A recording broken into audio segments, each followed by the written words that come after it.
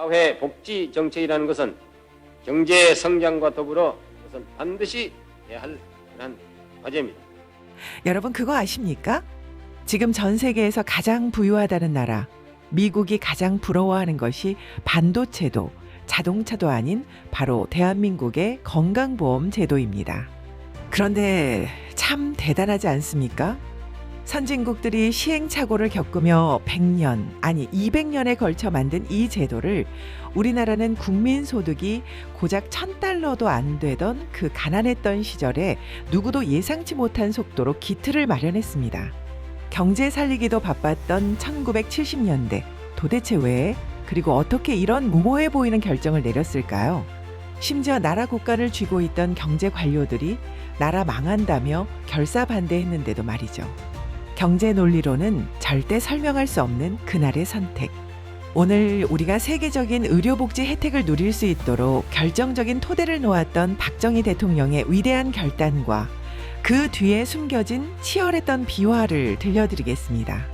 이 이야기를 끝까지 듣고 나면 우리가 당연하게 누리고 있는 이 혜택이 예전과는 다르게 느껴지실 겁니다. 언제 들어도 좋은 편안하게 듣는 지식 오디오북 오디오 인문학당입니다. 여러분의 기억 속 1960년대는 어떤 모습입니까?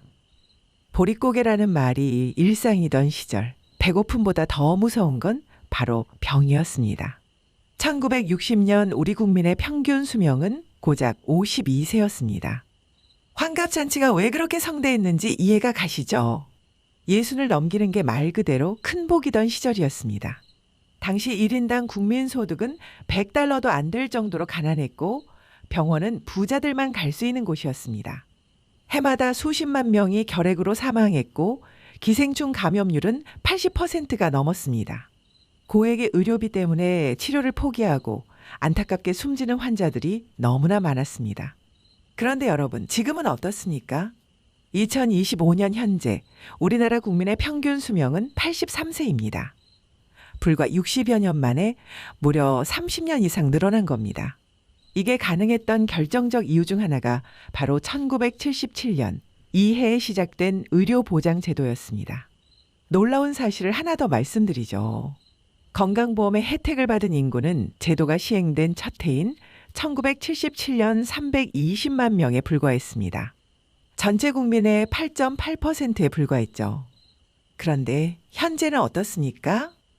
우리나라 전 국민이 의료보장 혜택을 받고 있습니다.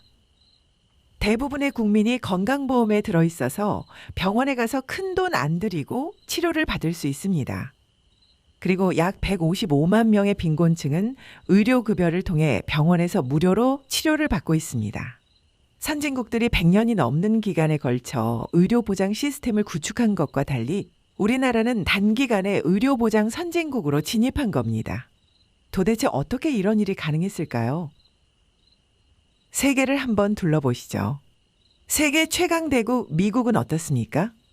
미국은 지금도 의료보험이 없는 사람들이 3천만 명이 넘습니다. 의료비 관련 문제가 개인 파산 사유의 60% 이상을 차지한다고 합니다. 암 진단을 받고도 치료비가 없어서 치료를 포기하는 사람들이 부지기수입니다. 유럽은 어떨까요? 독일은 1883년 비스마르크 총리 시절부터 의료보험을 시작해 무려 100년이 넘게 걸려서 지금의 체계를 만들었습니다. 영국은 NHS라는 국가의료 서비스가 있지만 수술 대기 시간이 몇 달씩 걸리는 게 일상입니다.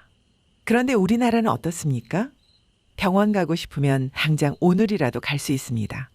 동네 병원부터 대학병원까지 모든 병원에서 건강보험이 적용됩니다. 이게 바로 당연지정제라는 제도 덕분입니다. 당연지정제, 조금 어려운 말이죠? 쉽게 말하면 이겁니다. 대한민국 모든 병원은 의무적으로 건강보험 환자를 받아야 한다는 거예요. 병원이 자기 마음대로 건강보험 환자를 거부할 수 없습니다. 미국처럼 보험계약을 맺은 병원에만 갈 수 있는 게 아니라 어디든 갈 수 있는 겁니다. 유엔의 보편적 건강보장 모델로 한국의 건강보험이 인정받고 있으며 세계은행 등 국제기구들이 성공 사례로 평가합니다.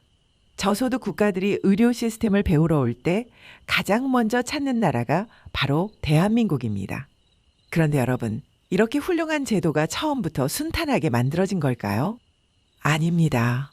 사실 이 제도는 태어날 뻔하다가 15년 동안이나 잠들어 있었습니다. 그리고 다시 깨어났을 때도 정부 내 거의 모든 경제 관료들이 절대 안 된다며 극렬히 반대했습니다. 도대체 왜 그랬을까요? 시간을 거슬러 1963년으로 가보겠습니다. 박정희 대통령은 1961년 5.16 쿠데타 직후부터 복지국가 건설을 기본 정책으로 내세웠습니다. 1962년 7월 사회보장제도를 확립하라는 명령을 내렸고 그 결과 1963년 12월 대한민국 최초로 의료보험법이 제정됩니다. 여기까지는 좋았습니다. 하지만 국회에서 시기상조라는 말이 쏟아져 나왔습니다. 1인당 국민소득이 100달러도 안 되는데 의료보험은 경제성장 잠재력만 떨어뜨릴 거라고 주장했습니다. 결국 강제가입 방식은 임의 가입 방식으로 바뀌었습니다. 가입하고 싶은 사람만 가입하라는 거죠. 결과는 뻔했습니다. 건강한 사람은 돈 내기 싫고 아픈 사람만 가입하니까 재정이 파탄날 수밖에 없었던 거죠. 의료보험법은 그렇게 15년 동안 잠들어 버렸습니다. 하지만 박정희 대통령의 머릿속에서 이 꿈은 사라지지 않았습니다. 그는 경제 성장을 이루고 나면 반드시 국민들에게 돌려줘야 할 것이 있다고 믿었습니다. 그리고 1970년대 중반 드디어 그 기회가 왔습니다. 당시 청와대 회의실에서 격렬한 논쟁이 벌어지고 있었습니다. 경제기획원 장관을 비롯한 경제팀 전원이 한 목소리로 의료보험은 절대 안 된다고 반대하고 있었습니다. 의료보험이 재정 부담을 주고 근로 의욕이 떨어질 거라고 했습니다. 한동안 말이 없던 박정희 대통령은 국무총리에게 관료들 말고 객관적인 학자들한테 맡겨보라고 경제학 교수들로 구성된 교수단에게 방안을 만들어 가져오게 하라고 지시했습니다. 교수단은 단 일주일 만에 실행 방안 보고서를 완성했습니다. 박정희 대통령은 그 보고서를 보고 나서 객관적인 학자들도 의료보험을 먼저 해야 한다고 하지 않느냐며 의료보험을 실시하라고 최종 결정을 내렸습니다. 이 한마디로 논란은 종결되었습니다. 하지만 박 대통령은 여기서 멈추지 않고 당시 의료정책을 총괄하는 보건사회부 장관을 불러 강력하게 지시했습니다. 어떤 일이 있어도 저소득층을 위한 의료보호제도를 시행하라고 말입니다. 박 대통령은 말했습니다.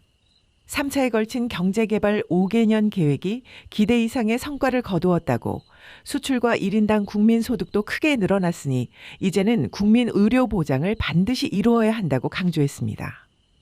이것이 바로 경제 논리를 꺾은 정치적 결단의 순간이었습니다. 박정희 대통령은 반공보수주의자였지만 가장 사회주의적인 정책을 과감하게 채택한 겁니다. 이 정책을 제안했던 당시 경제학 교수단은 이렇게 회고했습니다. 박정희 대통령은 보수이면서도 진보적인 면모가 있었다고, 그는 진정으로 국민을 위하는 정책이 무엇인지 알고 있었다고 말입니다. 1977년 1월 박정희 대통령의 엄명을 받은 보건사회부가 마침내 움직였습니다. 먼저 가장 약한 사람들부터 손을 내밀었습니다. 생활 능력이 없거나 생활보호 대상인 저소득층 약 210만 명에게 우선적으로 의료보장 혜택이 돌아가게 한 겁니다. 직장 의료보험보다 먼저 말이죠. 이들에게는 황색 진료증과 녹색 진료증이 나눠졌습니다. 황색 진료증은 의료비를 전액 지원받는 분들께, 녹색 진료증은 일부를 지원받는 분들께 드려졌습니다. 가장 가난한 사람들이 가장 먼저 혜택을 받은 겁니다. 이건 단순한 정책이 아니었습니다. 이건 철학이었습니다. 경제를 발전시키는 이유가 무엇인가? 바로 가장 어려운 사람들이 인간다운 삶을 살 수 있게 하기 위함이 아니겠습니까? 그리고 같은 해 7월 전국에 486개의 직장 의료보험조합이 설립되면서 의료보험 급여가 이루어지기 시작했습니다. 이때부터 실질적인 건강보험 제도가 시작된 겁니다. 500명 이상 사업장 근로자들이 의료보험증을 받아들었습니다. 공장에서 일하던 노동자들, 사무실에서 일하던 직장인들, 그들의 손에 작은 종이 한 장이 쥐어졌습니다. 급여의 2%, 이 돈을 기업과 근로자가 절반씩 나눠내면 병원비 걱정 없이 치료받을 수 있게 된 거죠. 이제 병원비 걱정 없이 병원에 갈 수 있다는 사실을 처음엔 많은 사람들이 믿지 못했습니다. 병원은 부자들이나 가는 곳이라고 평생 생각해왔던 사람들에게 이건 작은 기적이었습니다. 더 놀라운 건 앞에서 말했던 당연지정제였습니다. 모든 병원이 의무적으로 건강보험 환자를 받아야 한다는 이 제도는 의료계에 엄청난 반발을 샀습니다. 병원들은 수익이 줄어든다며 항의했습니다. 하지만 박정희 대통령은 흔들리지 않았습니다. 그는 국민이 돈 없어서 병원 못 가는 나라를 만들 수는 없다는 신념을 굽히지 않았습니다. 의료계의 반발을 감수하고서라도 당연지정제를 실시한 겁니다. 그리고 시작은 8.8%에 불과했지만 확대는 빨랐습니다.